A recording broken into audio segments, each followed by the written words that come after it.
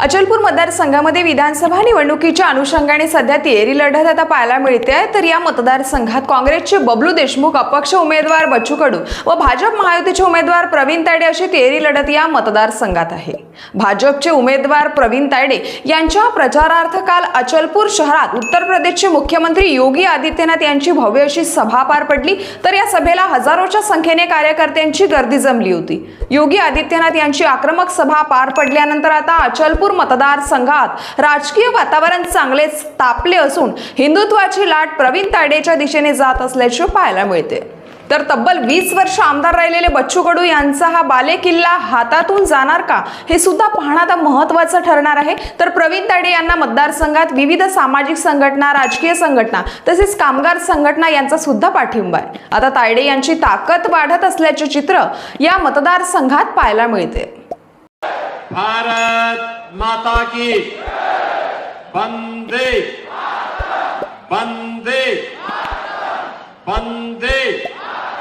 छत्रपति शिवाजी महाराज की, छत्रपति शिवाजी महाराज की, बाबा साहब डॉक्टर भीमराव अंबेडकर जी की, बाबा साहब भीमराव अंबेडकर जी की।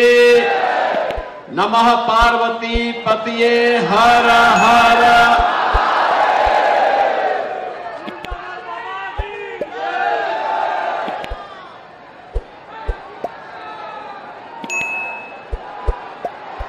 आज की इस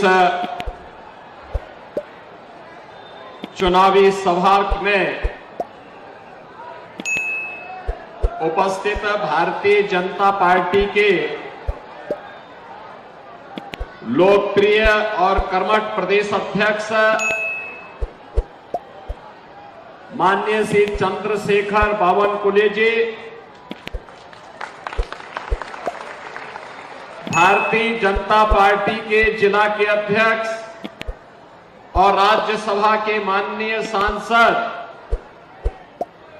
डॉक्टर अनिल बॉडी जी, इस क्षेत्र में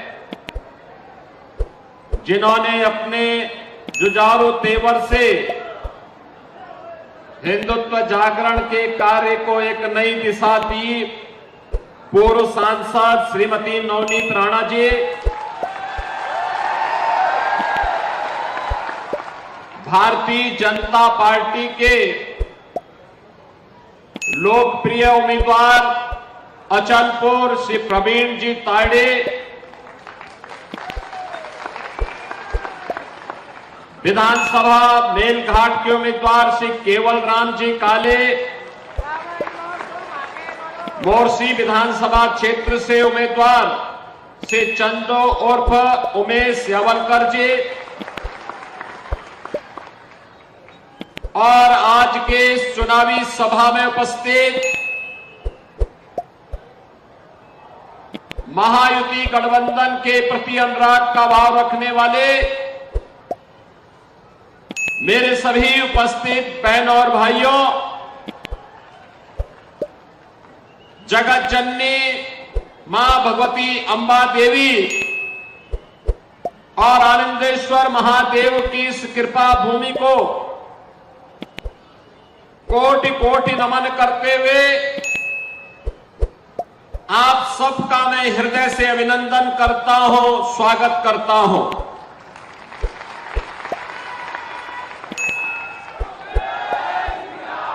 बहनों और भाइयों, महाराष्ट्र की भूमि पूरे भारत के लिए एक प्रेरणा की भूमि है। यह वही भूमि है जिसने जन जन के मन में स्वराज्य के भाव को जगाने के लिए छत्रपति शिवाजी महाराज जैसा पुरोधा जिस धरती ने दिया है, गणनायक में आस्था जगाकर लोकनायक कैसे बनते हैं, यह भी बाल गंगाधर तिलक जी ने इसी महाराष्ट्र की धरती से उद्घोष करके देश को दिया था। सामाजिक न्याय की परिकल्पना कैसे होनी चाहिए, साहू जी महाराज इसी धरती की देन है। एक राष्ट्र की परिकल्पना को साकार कैसे करना है, पेशवा बाजीराव ने अटक से कटक तक पूरे भारत को ये करके दिखाया है। किसी महान क्रांति को स्वाधीनता का एक अभियान बता करके प्रथम स्वातंत्र समर का रूप देने का कार्य अगर किसी ने किया है तो वीर सावरकर ने इसी धरती से किया था। और पूरे देश में एक विधान हो, सब समान हो, यह भाव जागृत करने का कार्य भी इसी पावन धरा से बाबा साहब डॉक्टर भीमराव अंबेडकर ने दिया था। भारत के अंदर कैसा इंफ्रास्ट्रक्चर चाहिए, नए भारत को यह भाव भी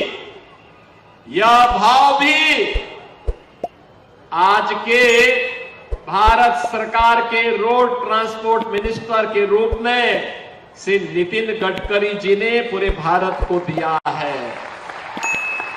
और हिंदू संगठन का कार्य कैसे होना चाहिए, इसी महाराष्ट्र की धरती में, नागपुर की धरती ने राष्ट्रीय स्वयंसेवक संघ जैसा दुनिया का सबसे बड़ा सामाजिक संगठन भी दिया है। और इसीलिए महाराष्ट्र भारत की प्रेरणा स्थली है। और इसलिए इस धरती को कोटि कोटि नमन करते हुए मैं आप सबका हृदय से अभिनंदन करता हूं।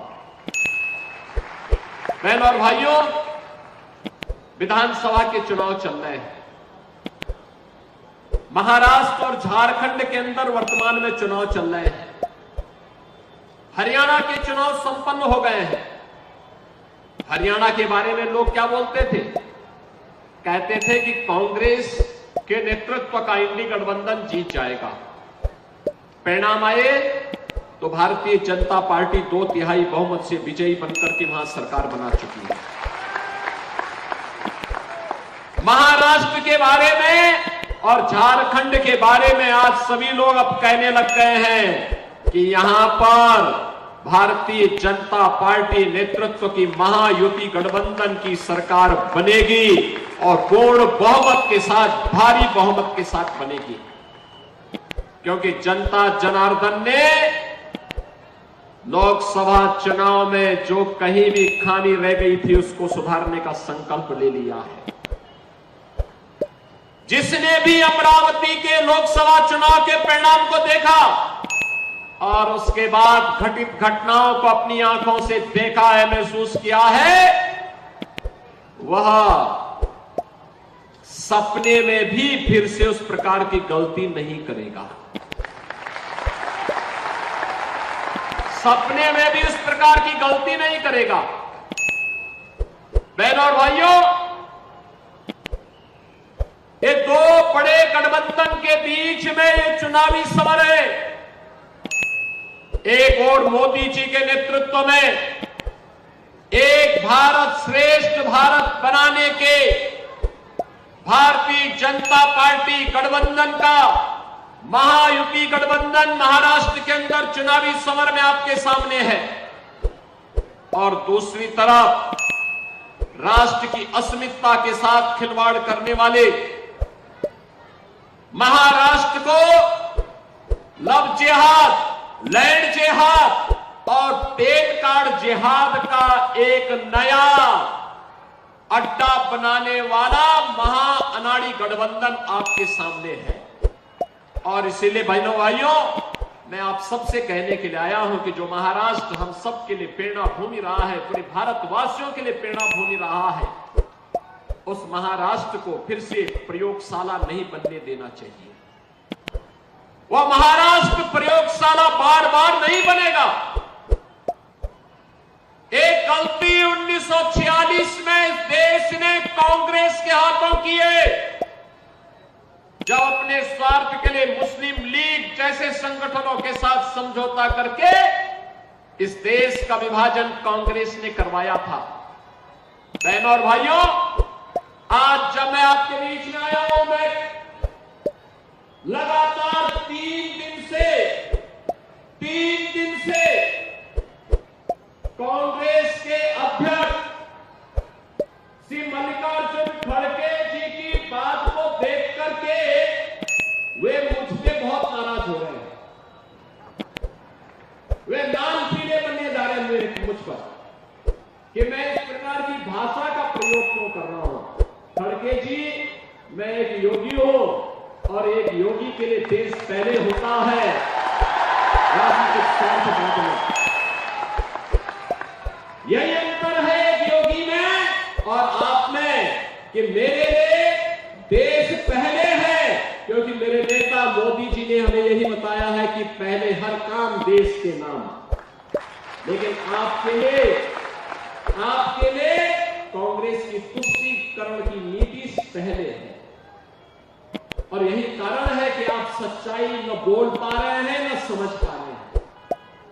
अगर आपने सच्चाई को बोला होता, आपने इस बात को कहा कि आपके परिवार के साथ आजादी के तत्काल बाद घटना घटित हुई थी और सचमुच घटना घटित हुई थी, और यह भी सच है कि खड़गे जी का गांव बारावती यह हैदराबाद के निजाम के अधीन आने वाला एक गांव था। याद करिए, अंग्रेजों ने जब देश आजाद हो रहा था, उनको लगा था कि अब भारत के क्रांतिकारियों के सामने अधिक दिनों तक वह नहीं टिक पाएगा, तो उसने भारत के स्वाधीनता के लिए जो सूत्र तय किए गए, जो रोड मैप तय किया था, ब्रिटिशर ने उसमें तय किया था भारत का विभाजन हो। इसके लिए मुस्लिम लीग को देश के अंदर प्रोत्साहित करने का काम तो कर ही रहे थे, कांग्रेस का उस समय का नेतृत्व भी मुस्लिम लीग के सामने लगभग सरेंडर सा कर चुका था। और यही कारण था मुस्लिम लीग निर्ममता के साथ हिंदुओं को काट रहा था। कांग्रेस का नेतृत्व केवल सत्ता लोलुप बन करके मौन बना हुआ था, और देश के देशी रियासतों को भी ब्रिटिशर ने स्वतंत्रता दी कि वे चाहे तो भारत का हिस्सा बने, वे चाहे तो पाकिस्तान का हिस्सा बने, या वे चाहे तो अपने को स्वतंत्र अस्तित्व भी रख सकती है। और भारत के अंदर 2 ऐसी रियासत थी जिन्होंने अपने को स्वतंत्र रियासत के रूप में स्थापित करने की कुछ सी चेष्टा की थी। एक था जूनागढ़ का नवाब और दूसरा था हैदराबाद का निजाम। बहनों और भाइयों, जब निजाम को लगा, हैदराबाद के निजाम को लगा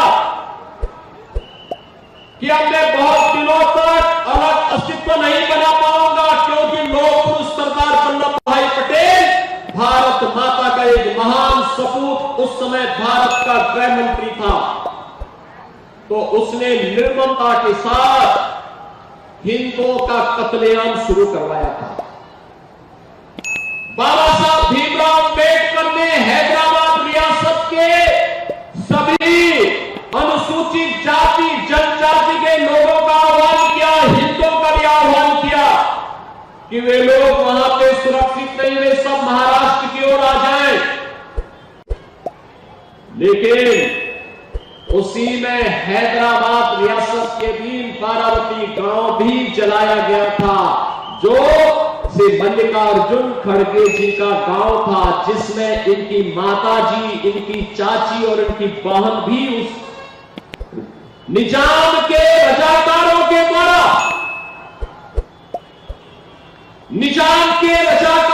द्वारा उन्हें जलाया गया। खड़गे जी सच्चाई को नहीं बोलना चाहते, क्योंकि उन्हें लगता है कि निजाम पे आरोप लगाऊंगा तो मुस्लिम वोट खिसक जाएगा। अब आप सोचो, इतिहास को भी अब कांग्रेस झुठलाने का काम कर रही है, इतिहास को भी छुटलाने का काम कर रही है।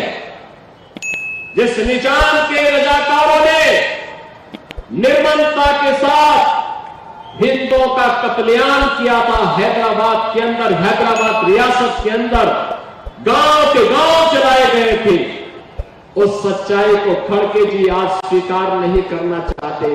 वोट बैंक की खातिर अपने परिवार के बयान को भूल गए हैं। इनके लिए सत्ता महत्वपूर्ण है, देश महत्वपूर्ण नहीं। और इसीलिए बहनों और भाइयों में कहता हूं, इन निजाम का दुस्साहस इसलिए हुआ था, ये जूनागढ़ का नवाब इसलिए हेकड़ी दिखा रहा था। लोकसभा चुनाव में आपकी इस लोकसभा क्षेत्र में जो तांडव हो रहा था, इसलिए हो रहा था क्योंकि आप बटे थे।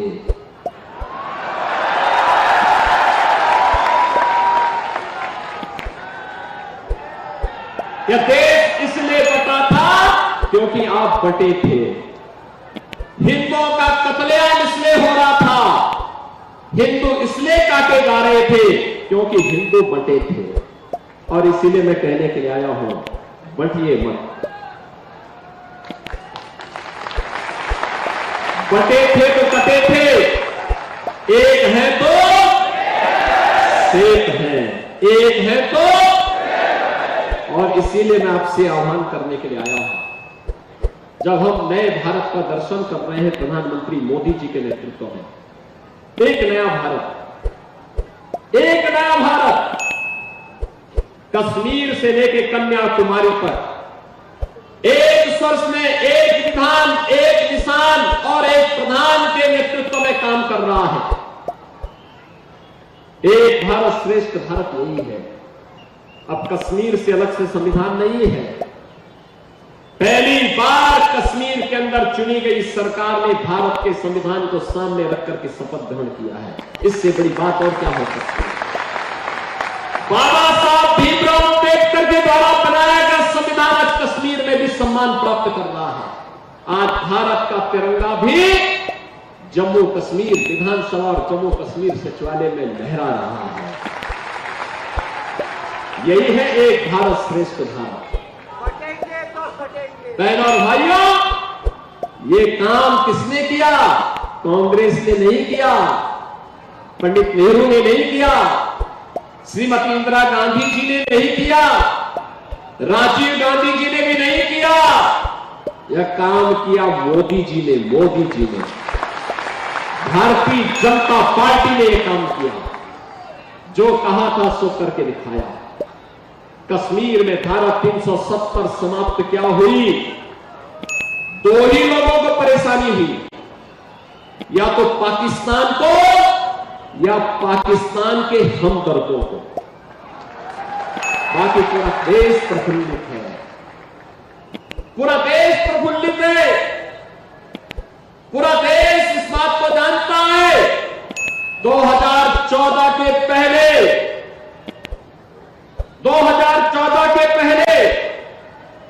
पाकिस्तान भारत की सीमा में घुसता था, चीन भारत की सीमा का अतिक्रमण करता था, पाकिस्तान परस्त आतंकवादी जगह जगह विस्फोट करते थे,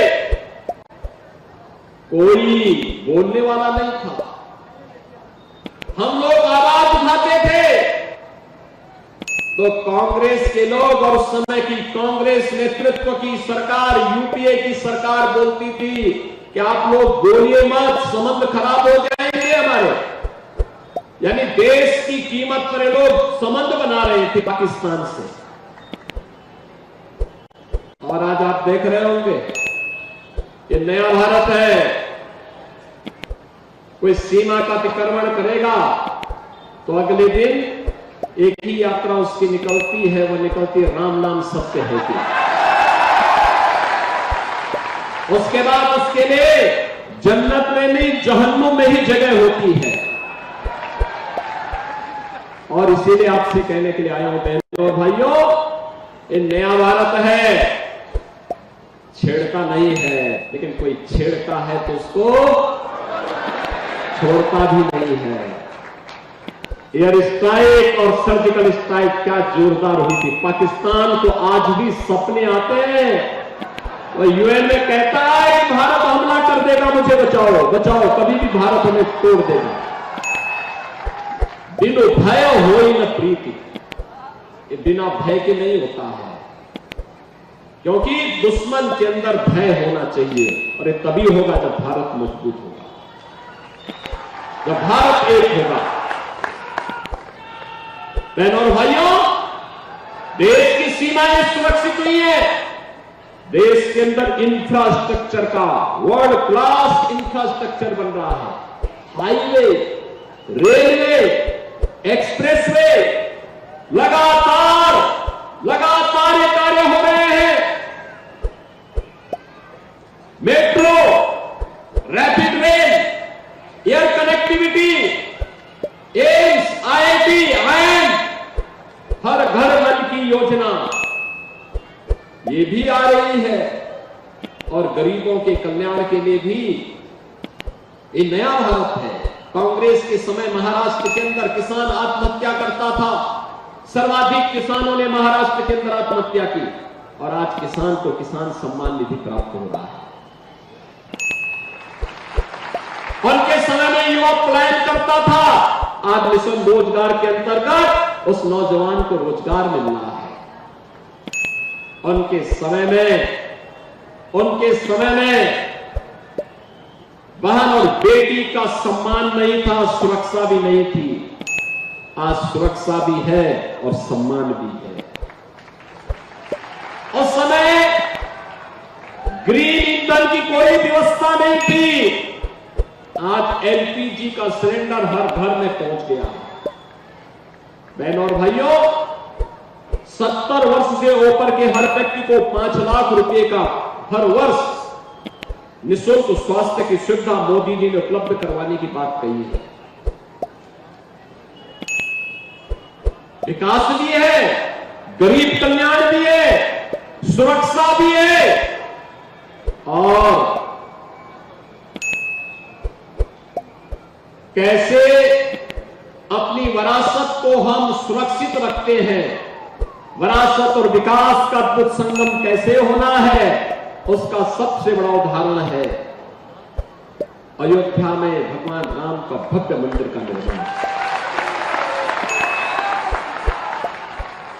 बहनों भाइयों, मैं जब अयोध्या की बात करता तो फिर मैं वही आता हूं। अयोध्या में 500 वर्षों तक हमें अपमान क्यों झेलना पड़ा था? अयोध्या में राम मंदिर के नाम पर यह अपमान हिंदुओं को क्यों झेलना पड़ा था? इसलिए क्योंकि हम बटे थे और इसीलिए कटे थे, इसीलिए अपमान सहना पड़ा था। और आज जब एक भारत श्रेष्ठ भारत बन रहा है, याद करिए 1947 में देश आजाद हुआ, 2014 में मोदी जी प्रधानमंत्री बने, 2017 में मैं उत्तर प्रदेश का मुख्यमंत्री मुझे बनाया गया, और 2019 में समस्या का समाधान हो गया। 500 वर्षों का समाधान कांग्रेस समाधान नहीं चाहती थी। कांग्रेस कहती थी कि राम तो हुए ही नहीं।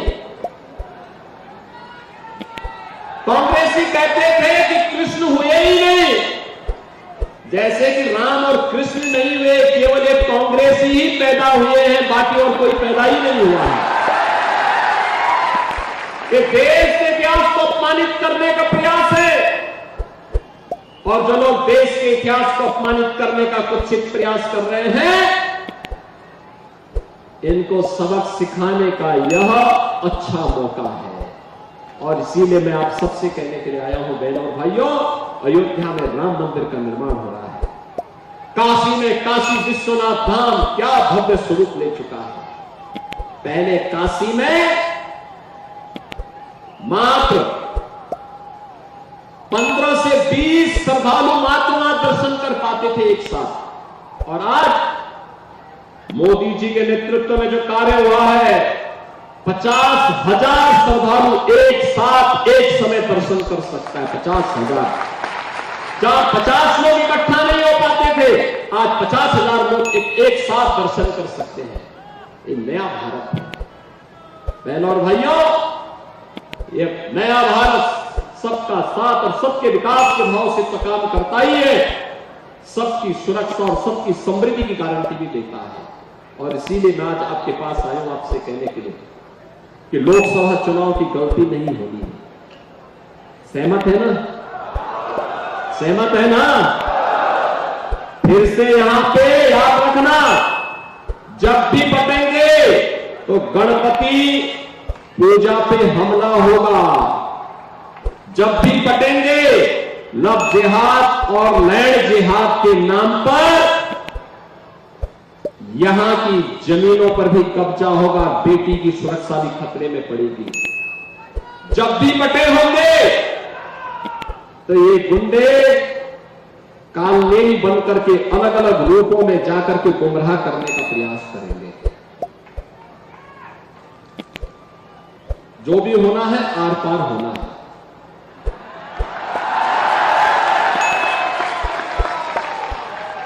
हां भी और ना भी नहीं, या तो हां होगा या ना होगा, तभी पैना माने वाला बहनों भाई। और इसीलिए मैं कहने के लिए आया हूं, देखो आज यूपी में कोई लव जिहाद नहीं है, लैंड जिहाद भी नहीं है। पहले से ही घोषणा कर दी गई है कि बेटी की सुरक्षा पे किसी ने खतरा पैदा किया, गरीब की जमीन पर और सरकारी जमीन पर कब्जा किया, तो समझो यमराज उसका टिकट काटने के लिए बैठा होगा।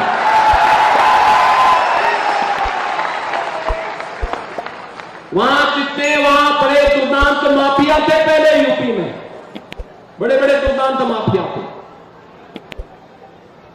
पिछली सरकारें उन्हें प्रश्रय देती थी। एक दुर्दांत माफिया को तो कांग्रेस ने कई महीनों तक अपनी एक राज्य सरकार के अधीन उसको सुरक्षा कवच पहना के रखा। सुप्रीम कोर्ट तक हम लोग लड़ाई लड़े और आज ये सब जहन्नुम की यात्रा में जा चुके हैं। राम नाम सत्य है, हो गया सत्य। और इसीलिए बहनों और भाइयों मैं आपसे कहने के लिए आया हूं, आप मुझे बताओ, अयोध्या में रामलला विराजमान होने के बाद यहां अचलपुर से कितने लोग अयोध्या राम दर्शन करने के लिए गए हैं? अभी कम लोग गए हैं। और मैं यहां पर प्रवीण तावड़े जी से और नवनीत राणा जी से कहूंगा, अयोध्या धाम का दर्शन कराने के लिए लेके आइए इन लोगों को। चुनाव के बाद लेकर के आइए, वहां की व्यवस्था हम देख लेंगे, वहां चिंता की बात नहीं। बहनों भाई, आप भी देखेंगे तो आपका मन खुश हो जाएगा। नए भारत का नया अयोध्या, नई अयोध्या, 500 वर्षों के बाद इस अयोध्या के लिए कभी खून बहाना पड़ता था, आज अयोध्या देश और दुनिया की सुंदरतम नगरी के रूप में पूरी दुनिया को आकर्षित कर रही है। आप भी देखेंगे, नई अयोध्या के दर्शन करेंगे, आपका मन भी प्रफुल्लित होगा कि हमारे प्रभु राम कितने भव्य अयोध्या में आज रह रहे हैं। और इसलिए बहनों और भाइयों, मेरी आप सबसे विनती है, महाराष्ट्र के अंदर विधानसभा के इस चुनाव में आर पार का फैसला लेना है। और आर पार के फैसले में भारतीय जनता पार्टी का महायुति गठबंधन भारी बहुमत से विजयी बने, डबल इंजन की सरकार महाराष्ट्र के अंदर आए। इसके लिए अचलपुर से श्री प्रवीण तावड़े जी को, मेलघाट से केवल राम काले जी को और मोर्शी से श्री उमेश यावलकर जी को भारी बहुमत से विजयी बना करके इन्हें बना के भेजना। सभी लोग अपना आशीर्वाद देंगे। सभी लोग सहमत हैं? सभी लोग सहमत हैं? इधर सड़क के पास, उधर उस सड़क के पास, इधर सभी लोग सहमत हैं? दोनों हाथ लगा करके फिर मेरे साथ बोलेंगे, जहां तक मेरी आवाज जा रही है दोनों हाथ आकर के बोलेंगे भारत माता की